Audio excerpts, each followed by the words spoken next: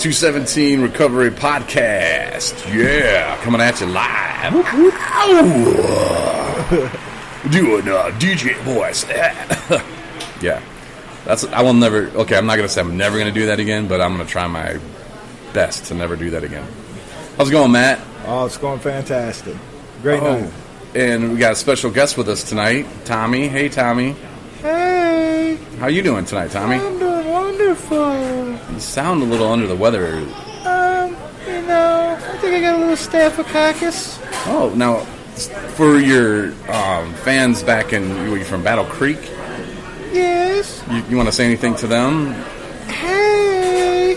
No. Hey, y'all. Was that for all the guys back home, your boys? Mm-hmm. All right, Tommy. Well, we'll check back in with you a little bit later if we have time, because we're going to be featuring you tonight on the show, and we've talked about it like 2 weeks ago. So we really want to get you on because we pumped it up, put out a thing on Facebook earlier today. I've been talking you up, telling everybody. I ran into George the other day. You remember George? Yes. Yeah, he was like, man, I'm gonna listen, dog. I'm gonna listen, man. Tommy gonna be on it. That's my boy, man. I was like, man, make sure you listen. So Tommy, we're gonna make sure we get to you a little bit later in the show. But Matt and I really have something kind of serious that we kind of need to talk about. Kind of just get it off our chest. Yeah, definitely. And I don't even. Do you want to start? I mean, no. Okay, I will start then. And this is a harsh reality for both of us. The unknown, the brotherhood, the not really knowing for sure, but knowing, and I saw something the other night with a guy who's real close, a good friend of mine, and it scared me. I've never seen anyone like that. I've never seen a face like that. I've never heard. It was not even the same person. It was scary to me, and I thought I was going to have to catch him. I didn't know what to do, and it comes to a point where you there's nothing you can do when you see somebody that messed up. And you brought up a good point, Matt, and when you said, I wonder if that's how people see us when we're 3 sheets to the wind, half gallon in. Yeah. And, man, I don't ever want anyone to see me like that. It was bad. And they probably have already. Man, I don't even know. It was scary. Like, then we didn't know what to do. I'm not a doctor. You're not a doctor. No. I wanted to call an ambulance or, to get him somewhere, and I don't know. We didn't. I mean, he didn't die.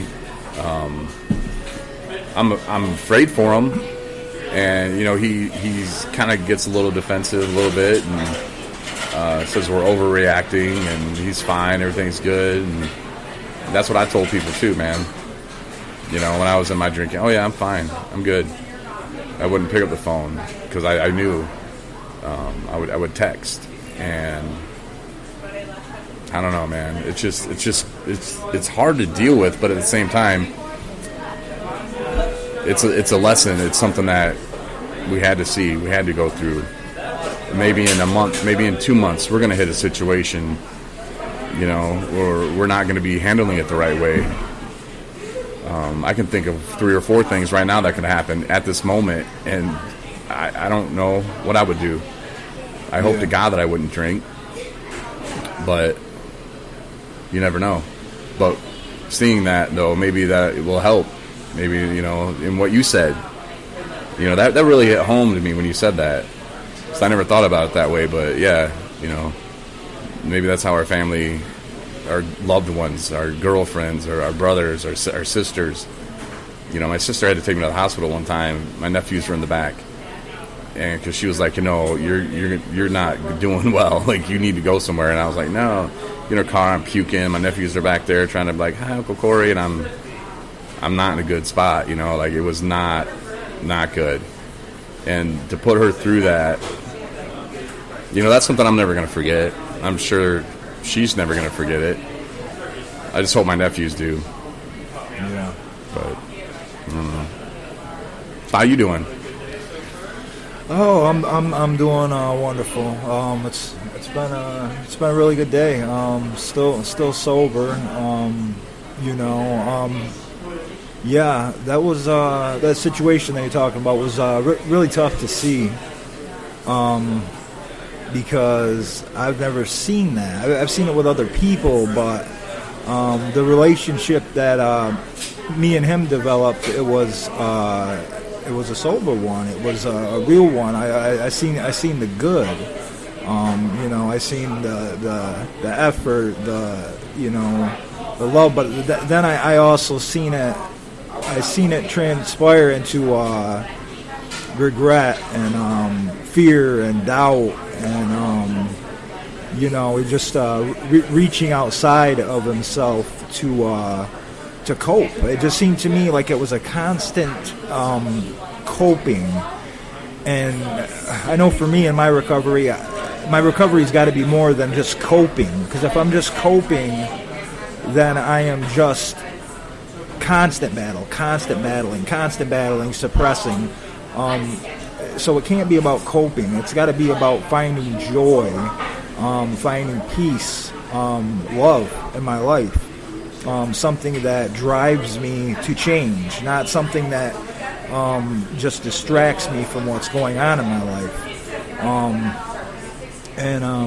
There was signs, and it was definitely an experience that I needed to see, no matter how tough it was, because it could happen to any one of us at any point in time, and I honestly believe that we may hardly even know that it's about to happen. That it is such a split, just instinct reaction, But I'm glad I seen it. But it was difficult, and I wish nothing but the best for that brother. He's still a brother, and I just wanted to let him know that there's a lot of shame that comes in with that, and I couldn't imagine the shame of waking up in a place where everybody is sober and you're not, and I just wanted to let him know that there is no shame in that, because that's the sickness, that's things we're battling with every day.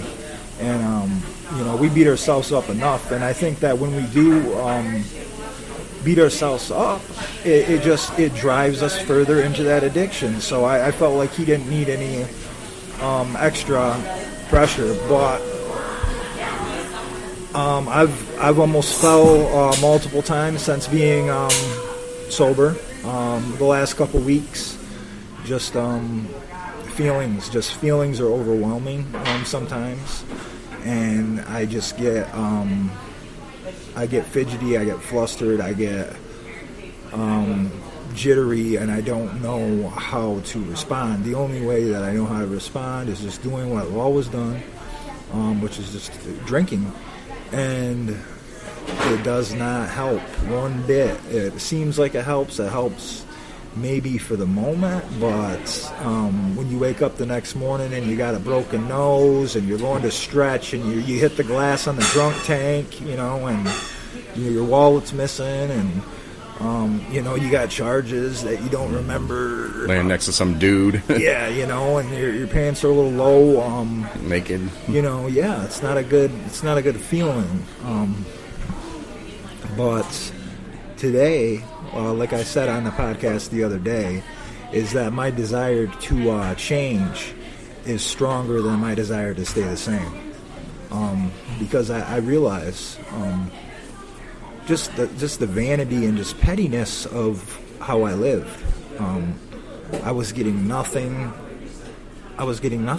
in return, and everything was just being taken from me. And today when I purpose to do right, and I keep God in the equation, and I thank Him for what I see. Like, I've been rewarded so much, and I'm a completely different person. Today I'm not a criminal. Today I'm not a drunk. Today I'm not selfish. I'm not ignorant. I'm not arrogant. I am human. I'm loving. I'm compassionate. I'm kind. I'm a lot of good today, and I see a lot of good in people, and so really, yeah. I'm glad that you brought up God, though, because without God, nothing really is possible. And until you can believe, I don't believe in, don't get me wrong. Some people just love their religion. They love going to their church and doing their thing, and they think when they go home that they're gonna be saved now, and they didn't kill anybody today, but they went to church and they gave their certain percent, and well, now they're good people. Well, it's your relationship with God is how my pastor told me, and it made sense. And God helps those who helps themselves. Well, that's not in the Bible. So I mean, some smart person said that one time, and but he does, though, and you really help yourself by believing and letting go. For example, Marcel here. Hey, Marcel. What's up? What's up? One day he's going to be on, and you're going to hear how he talks, and you're going to be like, "Wow, Corey, you nailed that." I'm a good impressionist.